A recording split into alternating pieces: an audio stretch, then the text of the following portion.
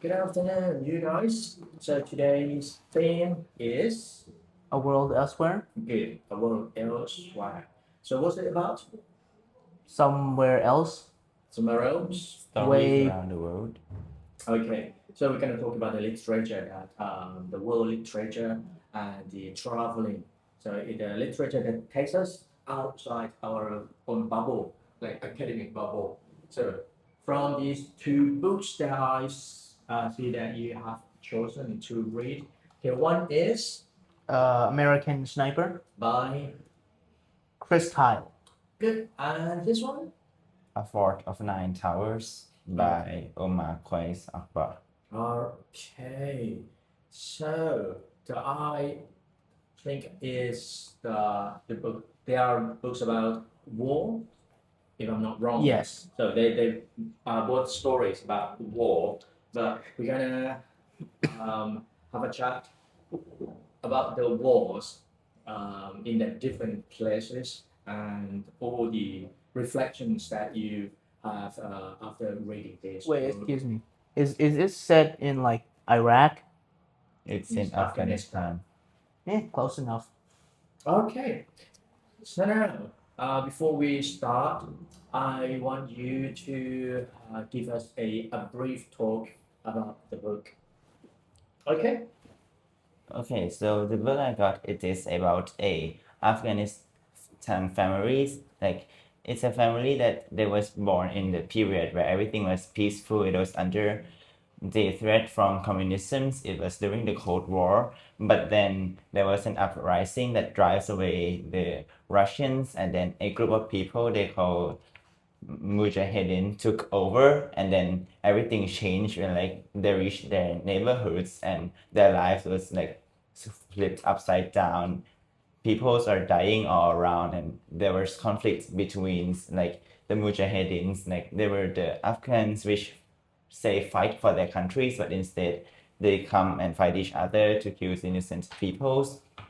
So they have to fled their home from the capital Kabul to like different places around Afghanistan. But wherever they go, the war just keep following them. Like there's wars everywhere.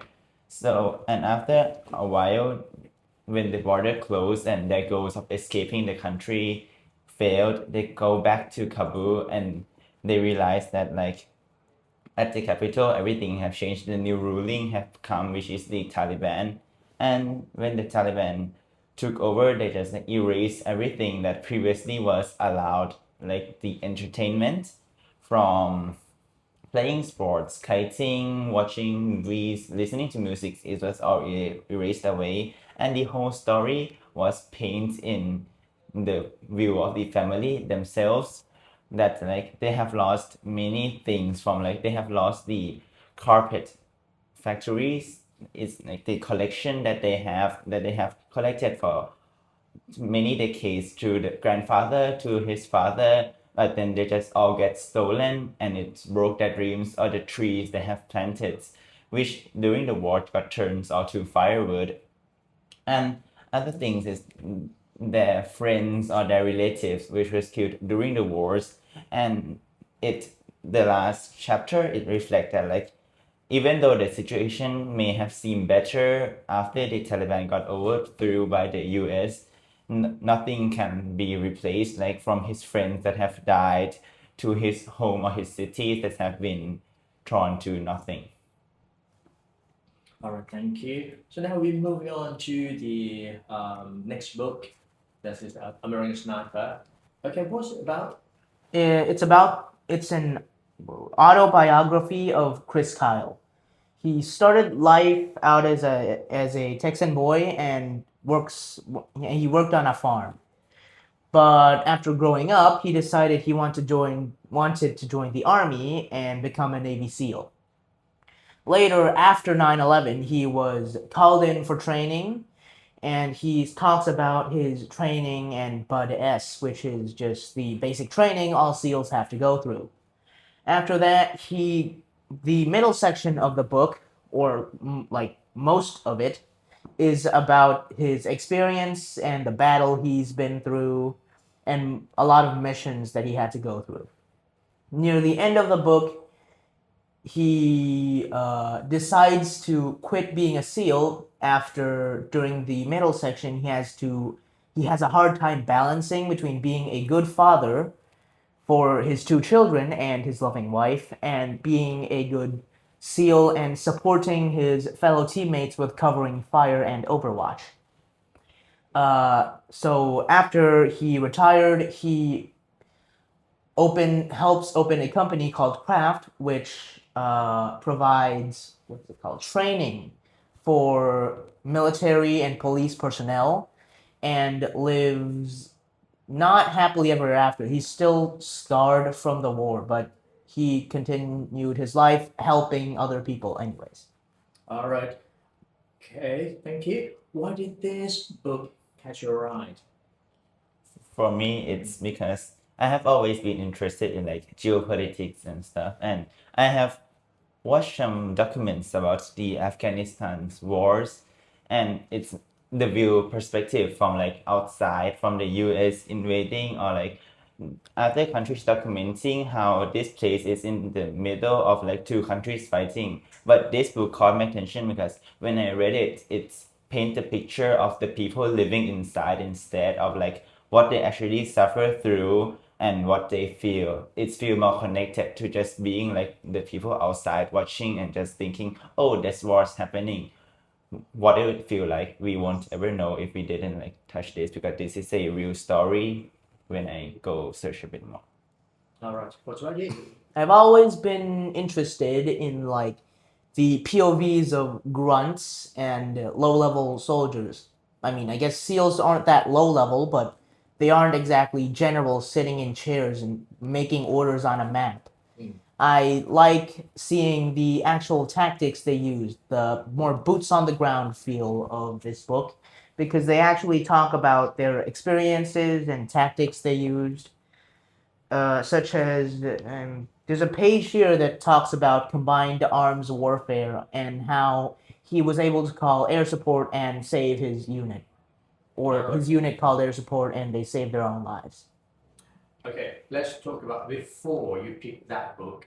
Oh, Why this book? because, like I said, I don't really care much about the whole politics part of warfare or the very big image of strategies. I like the small part, the what soldiers on the ground actually do or use to survive.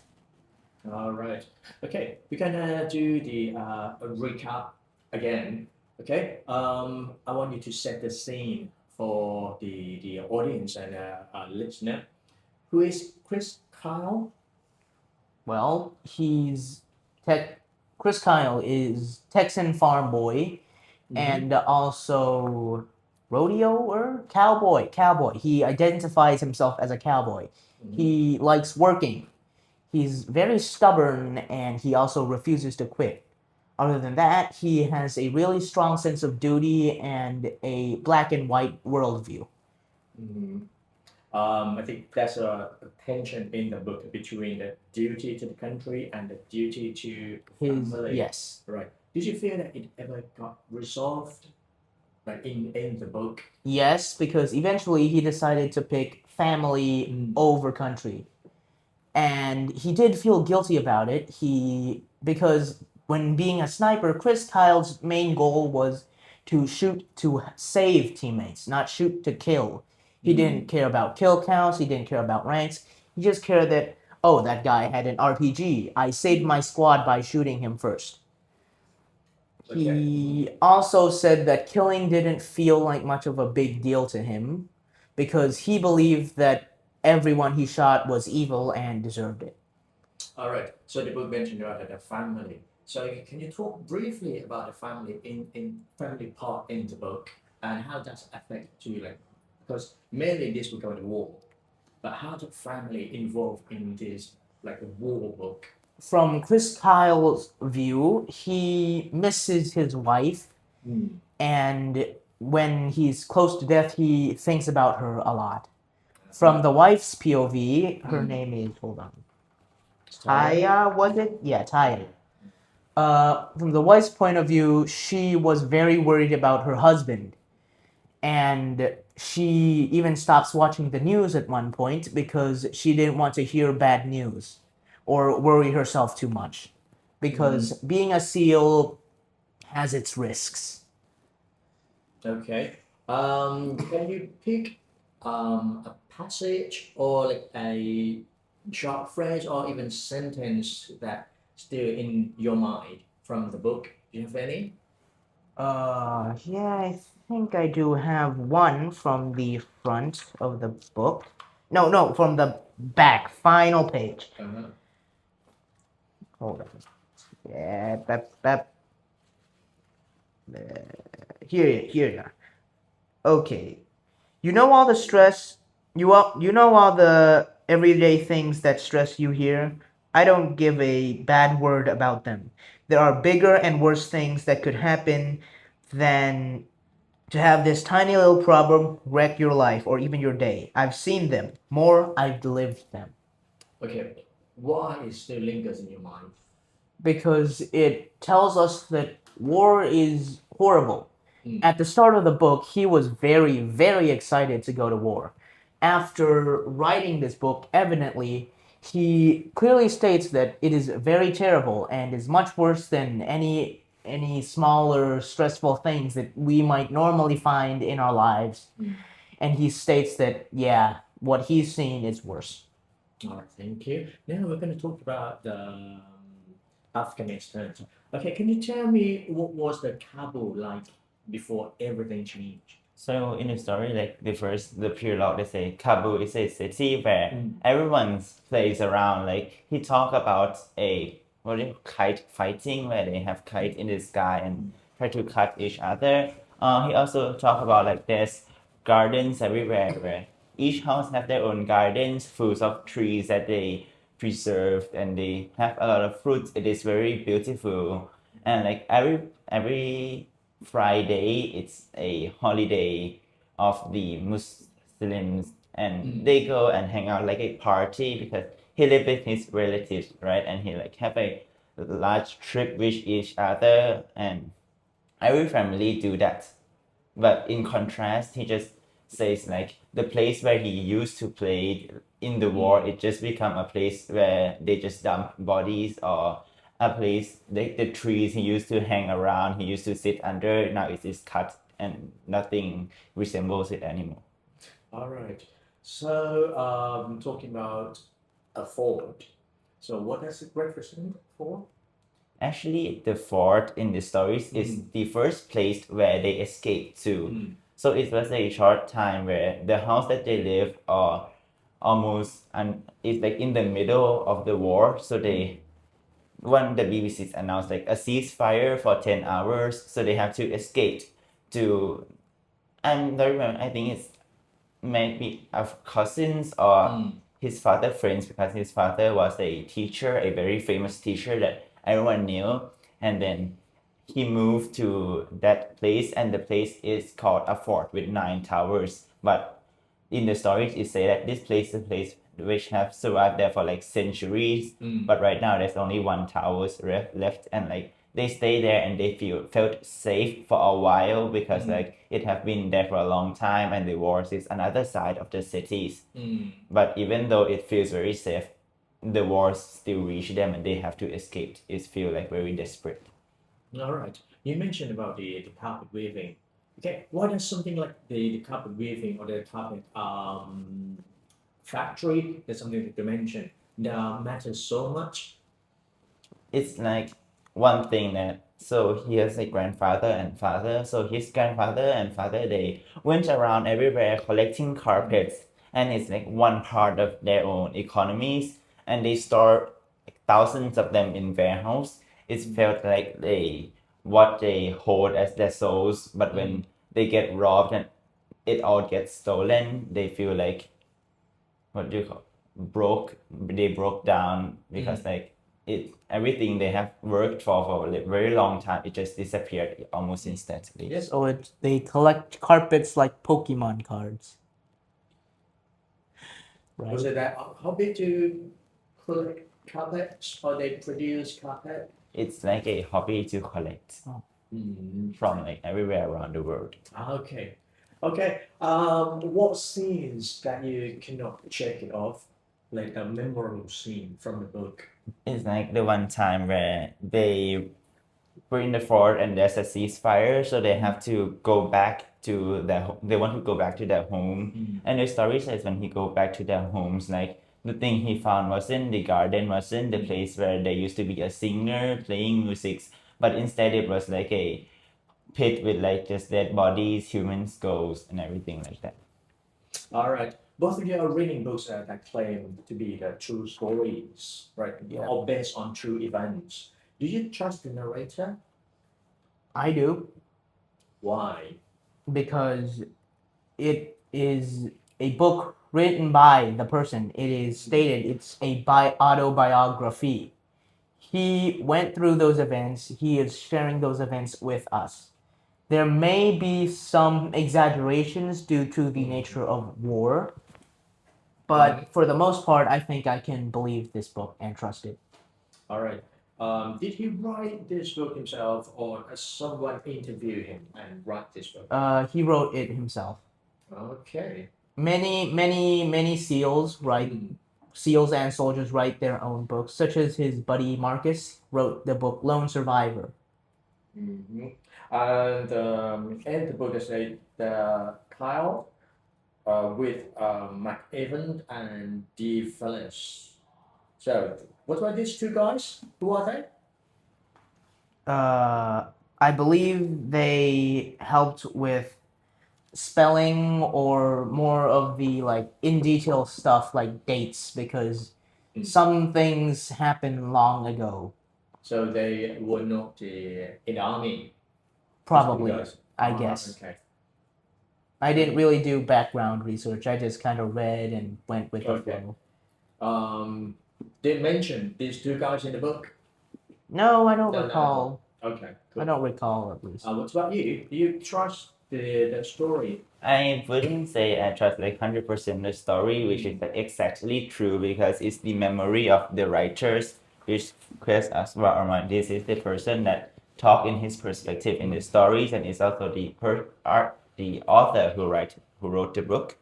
And but I think the whole story of what he faced is mostly true, just these very small details. I don't know if it's going to be exaggerated, like the parts that I mentioned, like a pile of skulls. It might be true, but it might not be like as I can be able to imagine. All right.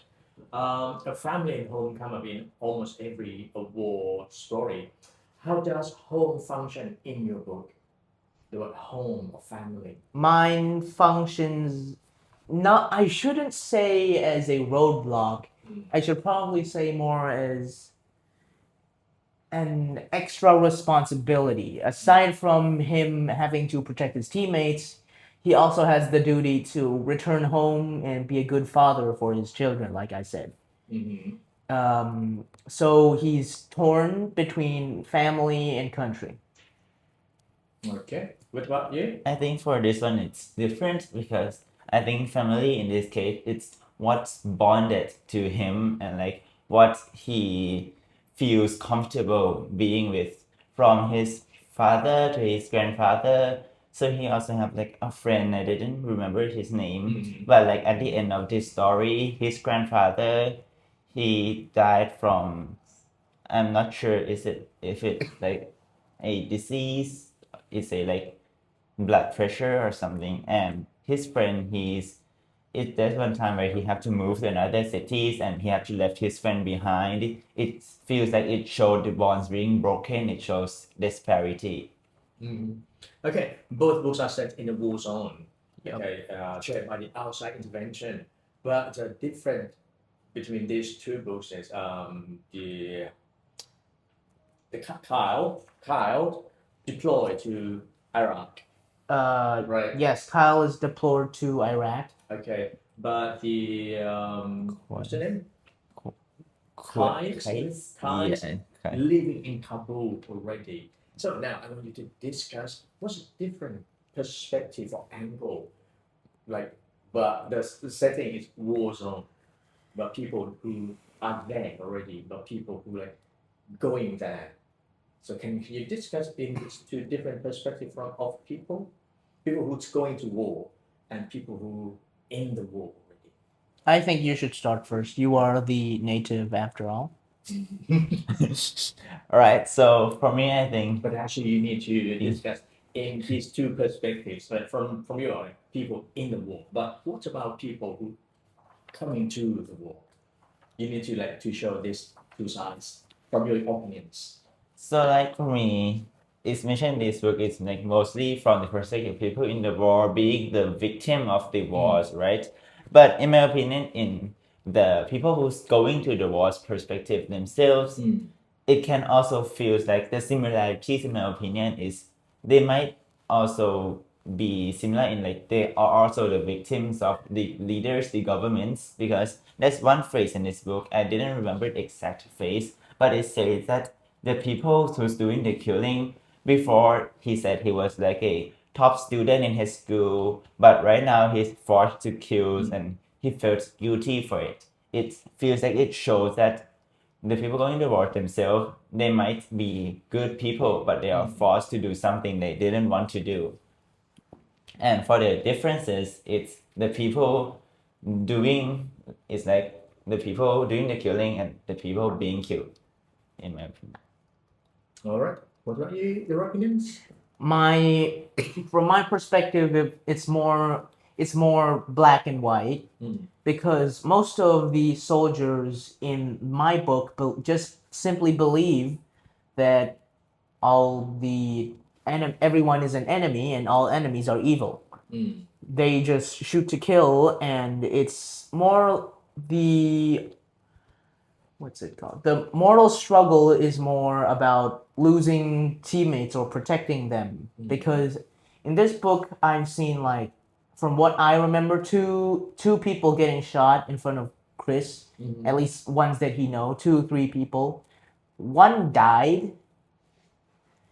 And they from one part called Man Down. One of his buddies gets shot in the eye, and he is very sad and angry about that.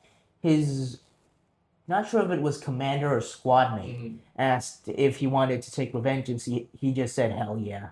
So they got into tanks and Bradleys, moved into the village or town where he was shot, and the soldier who asked him if he wanted revenge gets shot and dies. So they just start blasting. They get in the tanks and they just start shooting, leaving a big trail of smoke. Right. Can I What? explain a Yeah, bit more? yeah, please. So like in this book, there was another sentence that I just clicked when he said the word revenge. So like there was one time where the people who's doing the killing was asked like, why are you killing people? And they say like another group, the opposing group of the wars, they killed their brothers and he wanted revenge.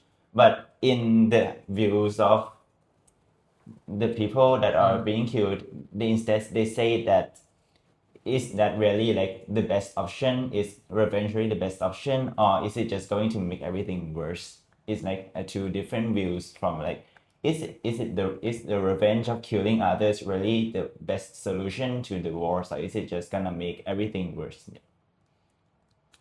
All right.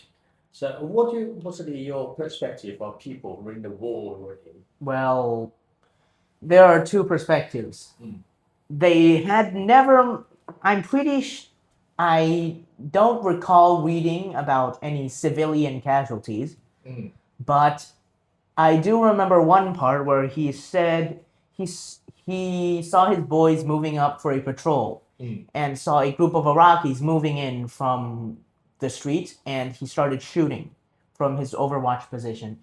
The guys on the ground asked why he was shooting at them, and he said he was shooting over their heads and told them to look forward. A firefight broke out. He shot someone holding an RPG. Then another man tried to go for that RPG, and he had to shoot him too, or else his squad would have been blown to bits. So from his perspective, he was saving lives. And at the start of the book, he shot a woman with a grenade. he didn't feel bad about it because in his mind, he thought the woman was going to blow up his teammates. He did the right call by saving them. Okay. Interesting. Okay. Let's talk about the children or family. How does your book handle this group of people, like children or people who didn't choose to be part of the war? Not really sure. Like I said, I don't remember reading about civilians in this book. Mm, It's mostly when the enemy, he just says Iraqis or enemies. mm, For the only children that I remember reading about were his own children. I don't remember anything about civilians being in here. Okay, let's talk about his family, the reaction and how they thought about the war and his dad or the husband going to the war. Well, his family, of course, they were worried. Mm, At first, his dad and mother and father didn't want him to enlist and become a soldier. mm, His wife was worried. His kid, he stated in a page somewhere that he didn't have much time to bond with his own son after he was born. As after 10 days after his son was born, his first son was born, he had to get deployed. But coming back, he did say that he was able to spend some time bonding and playing with his son after coming back. But he states in another section that after coming home from being deployed, he usually stays at home in his house alone with his wife to unwind first for about a week. After that, he will be ready to go out and face the world and see his family and all that. Okay, what about the people in Afghanistan? The effect of war to So like I think people. the author's perspective is like the best reflection because he during the war, pre-war he was 7 years old and during the war he was only 10 years old. So also a student in the war and he also have many more little sisters and brothers which is around his age plus minus 3 years. And he also mentioned a lot about his mothers and how they have to just go together under his father and his grandfather protection. And it shows that like in Afghanistan, the men or the boys need to be the one who stand up and like endure the effects of wars, while the others be the victims of the wars if it comes to them. All right. When we talk about the war, there might be some heroism. Is there any heroism in your book? And who gets to be a hero From Chris's perspective, he does get to be a hero, himself? albeit a quiet one, because he's not jumping in front of bullets or jumping on grenades like Steve Rogers. What he is doing is he is intercepting enemies from his overwatch position and keeping his teammates safe because urban warfare is a very deadly battle and the insurgents are very fanatic and are very good at guerrilla tactics. So having a sniper on a tall building helps cover their flanks because they have better visibility. Not to say that sniping was a particularly safe job, because on their way to the position, there's always the threat of the enemy just still shooting them. Like I said, one of his buddies got shot. And in your story, In this book, I see like two main heroes. The first is his father, because his father, they didn't mention what he did in the past, but they mentioned he's being a very good boxing teacher where many people respect him and praise him. And then when they go to every places, despite they might be seen to be on opposite sides of the war, they still accept them as a friendly guest. But another people who I felt like is more of a hero is his grandfather, because his grandfather he maybe be old and cannot protect him much, but like he have a lot of encouragement. Like when he do something, he always think about his grandfather. Like one time when his father their family they ran out of food, and his father tell him to go steal some fruits. He always think about his grandfather word that stealing isn't good. Or when they were with the military that are killing everyone, and his grandfather stand up and like talk to the military like, why are you doing this? He's talking it calmly and trying to be as peaceful as possible, which was what able them to survive through these wars. And like it mentioned a lot about his grandfather being like what connected his souls to like the belief of his grandfather connected to him. And when his grandfather died, it feels like a very big loss. Okay. Both stories involve the kind of waiting, like for orders, like military orders, the safety order for the war to end. What does this waiting do to people in the story? Well, in the first part, he states that it feels bad, not because it feels like he's not doing anything and he was being useless. Most SEALs felt that way and they really, really wanted to fight. But later, he just really took those breaks for granted. Mm. There is a slight difference between them. He stopped complaining about being on breaks, or maybe he just didn't write about them.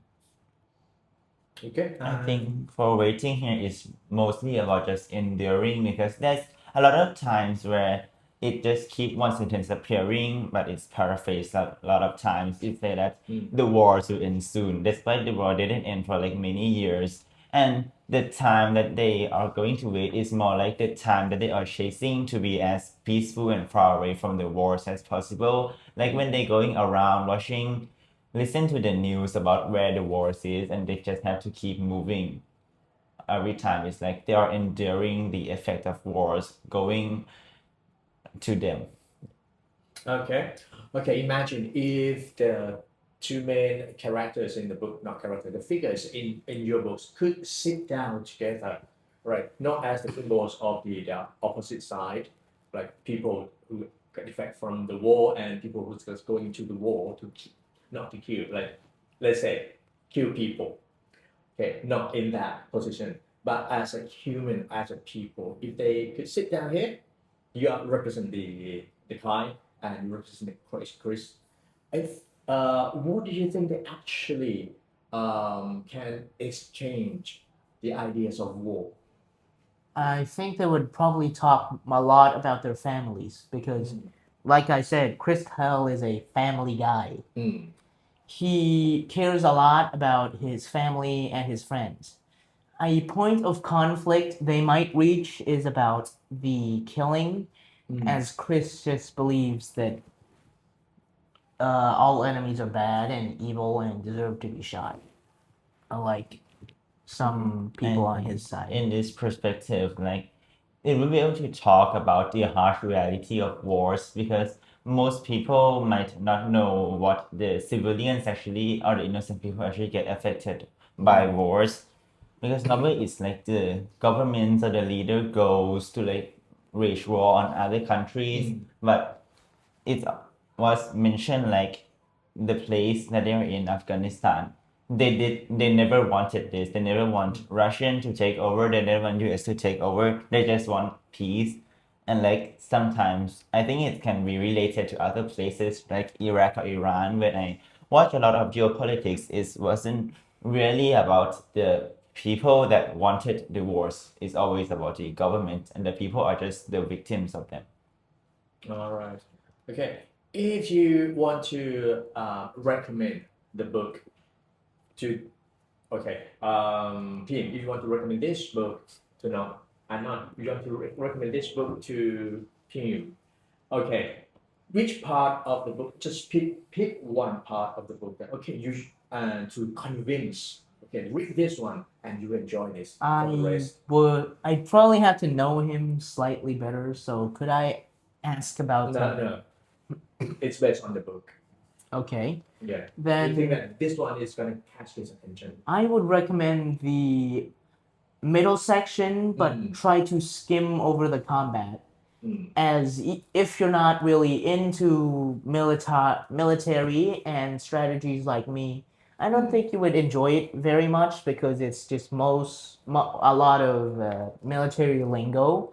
I would, however, recommend the front of the book when he talks about his life before military, after military, and the sections in between about family. Because especially the chapter called family drama or something. Hold on. Especially the chapter family conflicts, as he talks a lot about the conflict between him and his family, specifically Taya, as he wasn't really home that much. Why you pick that part? Because it's really the only part of storytelling around in this book, as most of the other stuff is more military, gritty, and strategy of his shenanigans.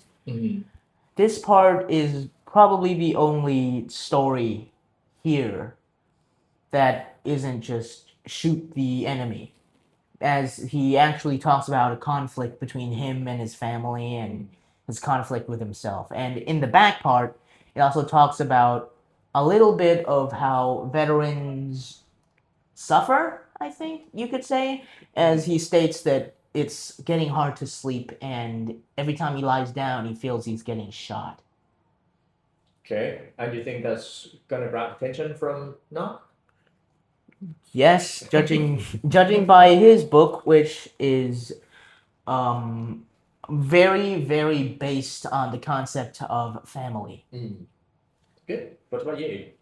For me, I think like the part that like not just him but like most people who are able to caught to is the first part, which is like the part where it reflects what it was like before and what it was like after. Like if you can connect both parts, it's you can see like the contrast of like a utopia place and a dystopia. And I think that will like make him understand like the dynamics of what it looks like and make him feel into the book and be able to like, continue the rest. All right.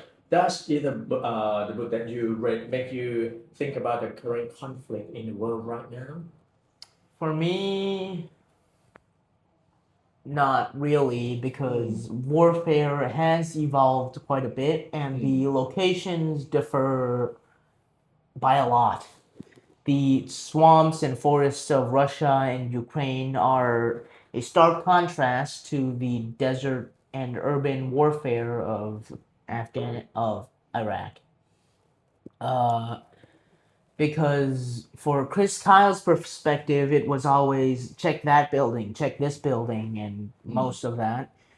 The wars right now rely on automation, drones. Hell, they're even digging trenches, and it's just not the same type of war, because that is a war between two highly equipped nations. This is a war between a soldier with a machine gun, body armor, full equipment, and some farmer with an AK-47.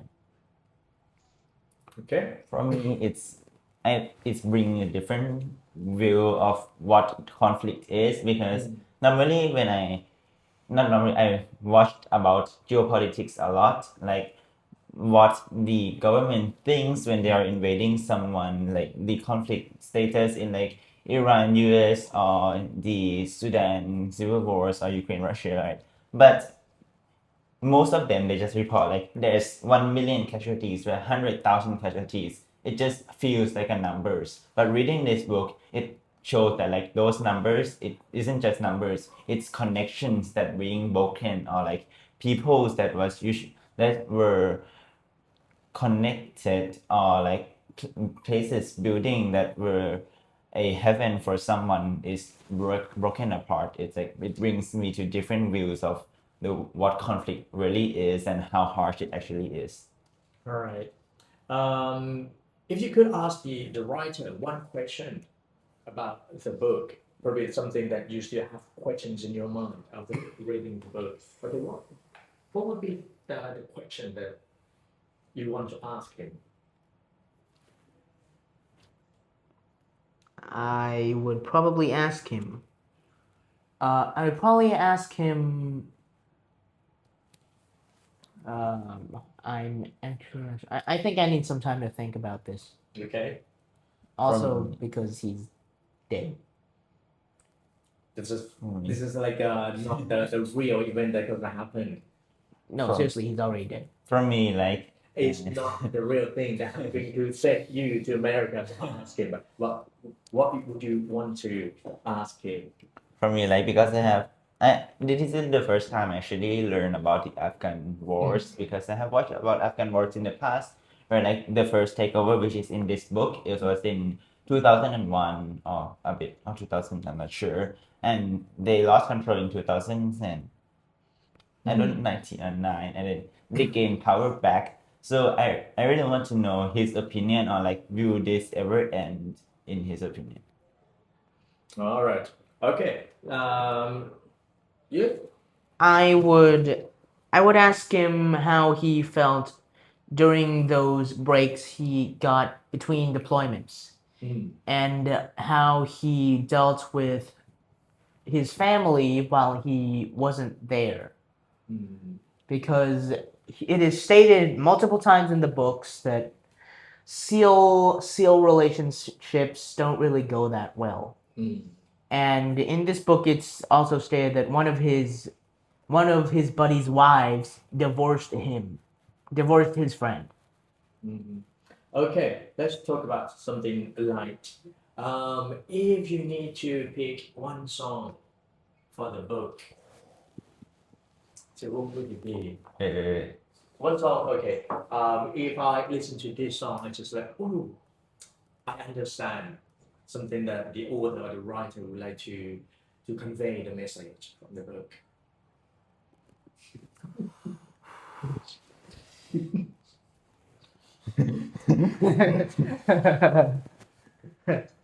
Okay, let's start off with this. Okay, what kind of emotion that the book left you with after you read this? Probably this would help. Talk about the emotion first. After you finish, The emotion, that left you. honestly, it's more of intrigue for me because I'm not really a romance guy or someone who cares much about the romance. I enjoyed reading about the strategies and all the equipment, and I was counting in my head how many times he said badass. Like, what, 10? 3? I'm not sure, I lost count. I would say I was left thinking, yeah, war is bad. War is bad, and also left with the message that family should always come first. Okay, so it's about the emotion about the family, the feeling. Family over duty. Oh, right. Because he still believed in his heart that he had a duty to help protect his team.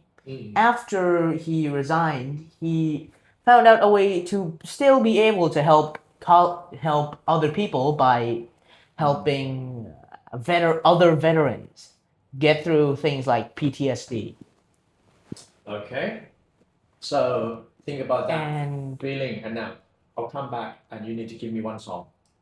I've got the song. Emotions. Okay, so emotion is desperation, and another main emotion is lost, especially like lost of relatives. And there's one song that I think it's linked to this very well, and it's like the music video is also linked to death of a close relative.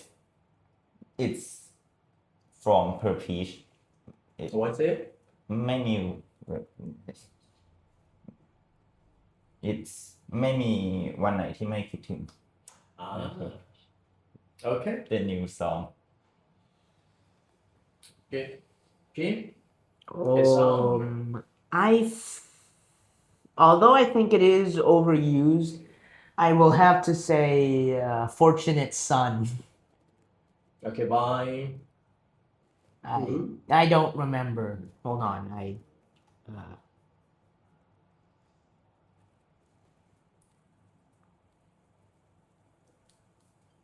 by Credence Clearwater Revival. Okay, we haven't heard about that. This one. So it talks about family. No, but it talks more about the anti-war part Okay. because it talks about all the higher ups and how lucky they are, and it also talks about all the rich people. And one of the hooks it says, "I'm no fortunate one," meaning I'm not one of those people. I'm not higher up. I'm not rich. I get sent down to war. I think something like that. All right. Okay, we nearly reached the end of the discussions. Now I want you to reflect on each other book after you listening to his idea. It's a brief story, his ideas about the book. What do you think about this book?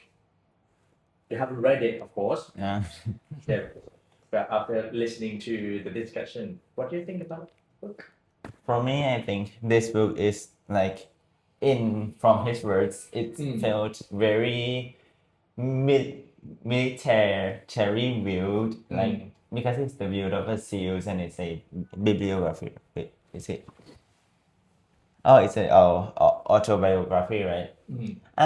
I feel like it's trapped in the views of what they are doing in the military, or what the people in the military have to deal with over like the views of the war itself. It's like a narrower views that focus on the sides of the, what do you call, the SEALs, the Navy, the military, the government. Okay. And what do you think about the war in Afghanistan? His book, I'd say, is the I want another part that is very underrepresented when it comes to war stories. There are many soldier returning home movies, books, and media. There, what there isn't a lot of is the view of the civilians or civilian war stories about the people who were actually involved, affected in the war. Especially this one because he wasn't he wasn't just affected by the war. He had to. It was a very big effect, not just a slight inconvenience. All right. Okay. To be honest, it was quite a surprise to me because when I set the theme as a world elsewhere, I expected to have like traveling, the life, relaxing, traveling book. I was like, but it's surprisingly both of you just chose that book about a war. Just so happened.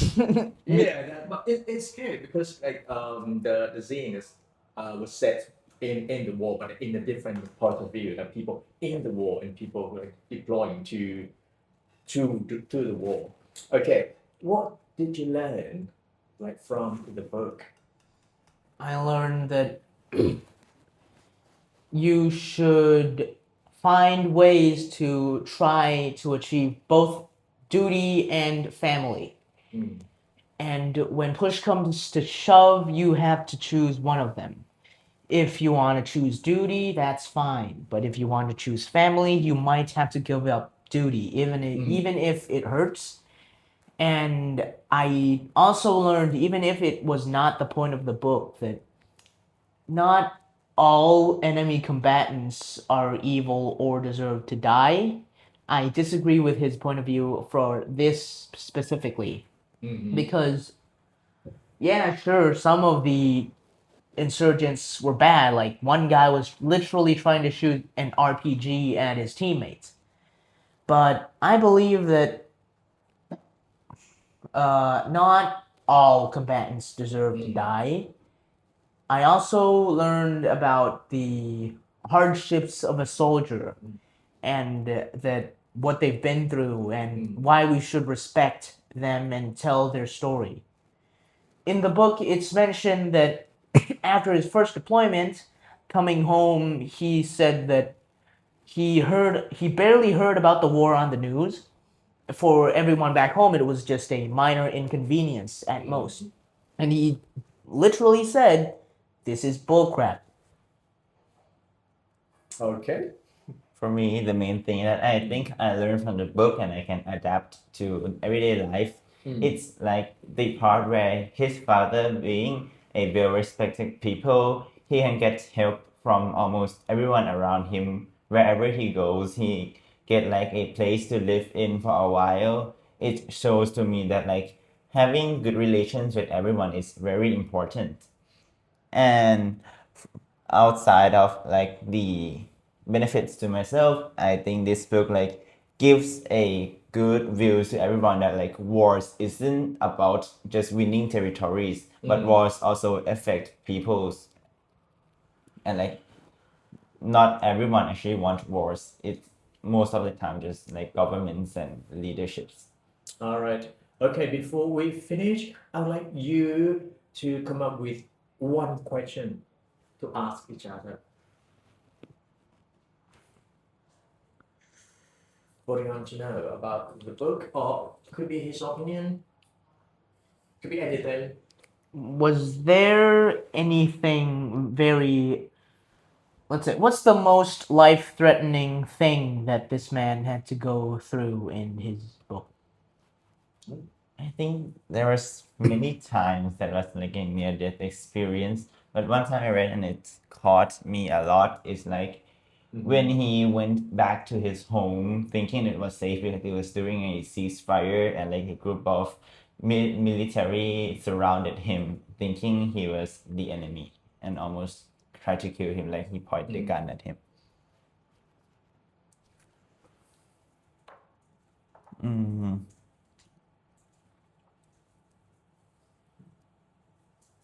For my question, I think like,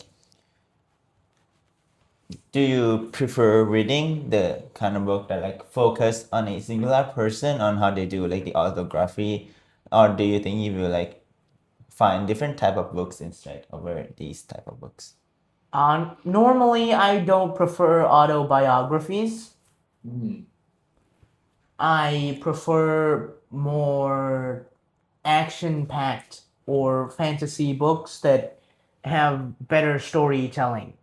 But this one was on a topic that I was interested in, and I was still able to follow along and understand many emotional parts of the book. All right. Okay. One last question. Would you like to read more about this type of book? For me, I actually like this type of books because I always like watch videos about these topics anyways, because like I'm into geopolitics a lot, and it might not be a specific views over this because I some a little bit feel like this is a bit harsh, but it's the reality, right? But I think I will still pursue reading or watching things about these type of conflicts. For me, uh, I would probably I probably would not read a autobiography to be specific, but for maybe books like Lone Survivor that was written by one of his friends, I might read that because it is focused on a much shorter period rather than his whole life. I enjoy listening to podcasts about specific missions or events that happen, such as for one time the Germans and Americans worked together to defend for a fort full of French POWs.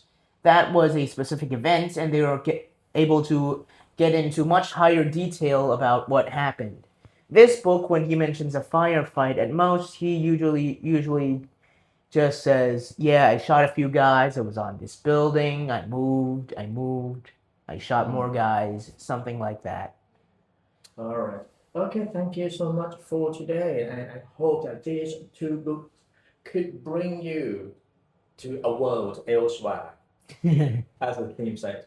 Okay, to show you like the different perspective, different point of view from people in a different from different countries, but the setting was the same in the war.